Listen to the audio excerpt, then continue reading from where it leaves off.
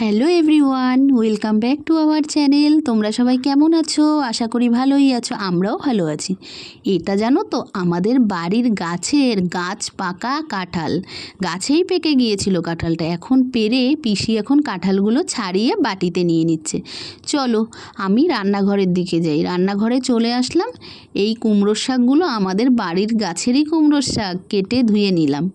আর এখানে দেখো কিছুটা মুসুরির ডাল সকালবেলায় আমি ভিজিয়ে রেখেছি, ভালোই ভিজে গেছে। চলো পিসিকে বলি ডালটা এখন একটু শিলে বেটে দিতে, মিক্সিতে বাটলে না খুব পাতলা হয়ে যায়, সেই জন্য শিলেই বাটবো। আর এদিকে দেখো আমি কুমড়োর ডাঁটা আলুটাকে একটুখানি হালকা নাড়াচাড়া করে ভেজে নিচ্ছি। আজকে বানাবো হচ্ছে কুমড়োর ডাঁটা আলু কাঁঠালের বীজ দিয়ে আর বেগুন দিয়ে একটা চচ্চড়ি। তার মধ্যে আমি ছোট ছোট করে ডালের বড়া করেও দেব। বেগুনগুলো দেখো আলাদা কড়াইতে নুন হলুদ দিয়ে ভেজে নিচ্ছি।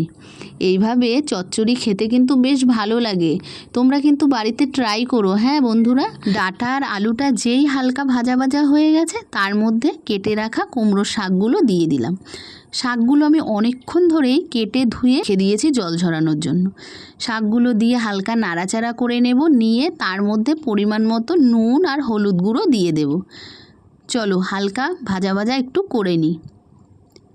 বেশ ভালোই লাগে খেতে, আমার তো বেশ এই ধরনের চচ্চড়ি খেতে ভালোই লাগে। এখানে আমি পোস্ত আর কাঁচা লঙ্কা বেটে নিয়েছি এই চচ্চড়িটার মধ্যে দেবো বলে। দেখো নুন আর হলুদ দেওয়ার পরে কতটা কমে এসেছে, দেখে মনে হয়েছিল অনেকগুলো, কিন্তু এখন দেখো একদম অল্প হয়ে গেছে।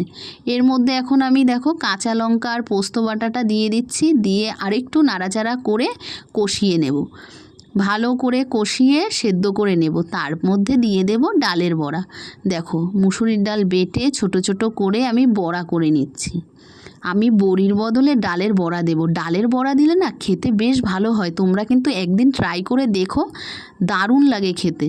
এইদিকে দেখো আমার চচ্চড়িটাও প্রায় রেডি। কষানোর পরে হালকা একটু জল দিয়েছিলাম, মোটামুটি সবই সেদ্ধ হয়ে গেছে। তারপরে আমি ডালের বড়াগুলো দিয়ে দিলাম, আর সব শেষে ফোড়নটা দিয়ে দিলাম।